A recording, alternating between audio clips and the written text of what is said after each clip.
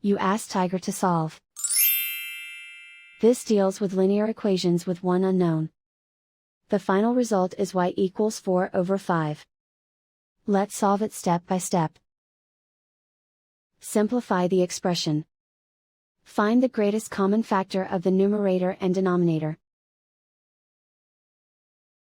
Factor out and cancel the greatest common factor. Group like terms. Combine like terms. Group all constants on the right side of the equation. Subtract 2 from both sides. Simplify the arithmetic. Convert the integer into a fraction. Combine the fractions. Combine the numerators. Isolate the y. Divide both sides by -3.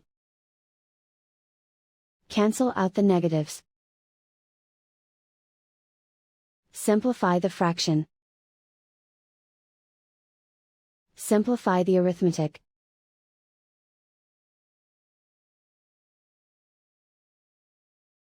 And so the final result is y equals 4/5.